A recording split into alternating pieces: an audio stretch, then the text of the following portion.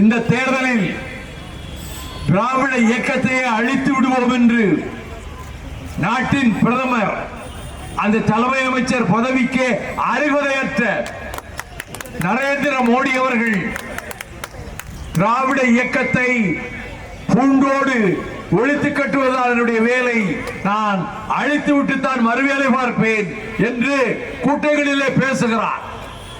ஒரு பிரதமருக்கு பேசுகின்ற ஒரு நாகரீகம் வேண்டும். தெருமுனையிலே எது வேண்டுமானாலும் பேசலாம். ஆனால் 120 கோடி மக்களுக்கு தலைமை தாங்குகிற ஒரு பிரதம அமைச்சர் தலைமை அமைச்சர் ஒரு 100 ஆண்டு கடந்து தியாக வரலாறு படைத்திருக்கின்ற திராவிட இயக்கத்தை ரத்தத்தால் கண்ணீரால் வியர்வை துளிகளால் படிப்படியாக வளர்த்து இன்றைக்கு இமயமாக எழுந்திருக்கின்ற திராவிட இயக்கத்தை அழித்து விடுவேன் என்று சொல்வதற்கு அவருக்கு என்ன ஆணவம் இருக்க வேண்டும் என்பதை நான் எண்ணி பார்க்கிறேன். பிரதம மந்திரி அவர்களே, தமிழ்நாடு இது திராவிட இயக்க பூமி. டி.எம். நாயரும் தியாகராயரும் நடேசனாரும் தந்தை பெரியாரும் பேரறிஞர் அண்ணாவும் முத்தமிழ் அறிஞர் டாக்டர் கலைஞர் அவர்களும் லட்சக்கணக்கான திராவிட இயக்க தொண்டர்களும் பாடுபட்டு வளர்த்த கட்சிதான் திராவிட இயக்கம். அரியலூர் திராவிட இயக்க கோட்டை. நீங்கள் திராவிட இயக்கத்தை அழித்து விடுவேன் என்று சொல்வது ஜனநாயகமா? அப்படி என்றால் நீங்கள் சர்வாதிகாரியாக மாறப் போகிறீர்களா? அந்த திசையை நோக்கித்தான் இப்பொழுது நாடு போய்கொண்டிருக்கிறது நரேந்திர மோடியின் தலைமையிலே.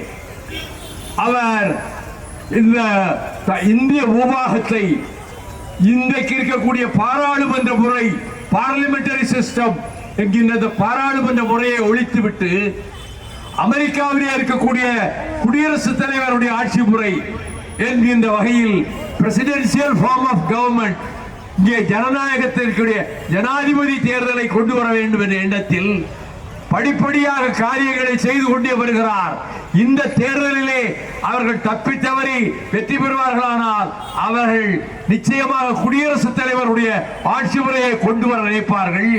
நரேந்திர மோடி குடியரசுத் தலைவர் ஆகிவிடலாம், ஒரு சர்வாதிகாரி ஆகிவிடலாம் என்று மனப்பால் குடித்துக் கொண்டிருக்கிறார். அது நடக்காது. திராவிட இயக்கம் இந்தியாவிலே இருக்கிற வரையிலும் அது ஒருபோதும் நடக்கப் போவதில்லை. திராவிட இயக்கத்தை நீங்கள் அழிக்க முடியாது. லட்சக்கணக்கான தொண்டர்களின் வியர்வை துளிகளில், இரத்த துளிகளில், கண்ணீர் துளிகளில் வளர்த்தெடுக்கப்பட்ட இயக்கம். எத்தனையோ எழுத்தாளர்கள், பேச்சாளர்கள், சிந்தனைவாதிகள், கலை உலகிலே கொடிகட்டி பிறந்த வெளிச்சம் கொண்டவர்கள், அவர்களாலே உருவாக்கப்பட்டு வளர்க்கப்பட்ட இயக்கம் திராவிட இயக்கம். அந்த திராவிட முன்னேற்ற கழகத்திற்கு அதை அசைத்து பார்க்க கூட முடியாது. 29 ஆண்டுகள் திராவிட முன்னேற்ற கழக கொடியைத்தான் நான் ஏந்தி இருக்கிறேன். அதன் பிறகு இன்றைக்கு குடும்பத்துக்குள்ளே வருவதைப் போல நான் வெளியே போனாலும், அதற்கு பிறகு டாக்டர் கலைஞர் அவர்கள் திண்டுக்கல்லிலே சொன்னாரே, நான் உன்னை இழந்தேனா நீ என்னை இழந்தாயா என்று அந்த கூட்டத்திலே கேட்டார். அவர் இறுதி காலத்தில், நோயுற்றிருந்த காலத்தில் அழைத்துக் கொண்டு போய் அவரை பார்க்க வைத்தார் நம்முடைய தளபதி இன்றைய முதலமைச்சர் ஸ்டாலின் அவர்கள். என்னை பார்த்தவுடன் கைகளை பற்றிக் கொண்டார் கலைஞர் அவர்கள்.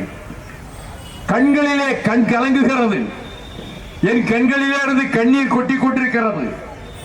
அப்பொழுது உங்களுக்கு எப்படி பக்கபலமாக ஒரு சேனாதிபதியாக நான் இருந்தேனோ அதே போல தம்பி ஸ்டாலின் அவர்களுக்கும் பக்கபலமாக, கவசமாக, போர்க்கவசமாக நான் இருப்பேன் என்று சொன்னவுடன் அவர் கண்களிலே இருந்து கண்ணீர் துளிகள் சொட்டின. இதை நம்முடைய தளபதி ஸ்டாலின் அவர்களே திருச்சி கூட்டத்திலே சொன்னார். செய்திகளை உடனுக்குடனும் துல்லியமாகவும் தெரிந்து கொள்ள சப்ஸ்கிரைப் பண்ணுங்க.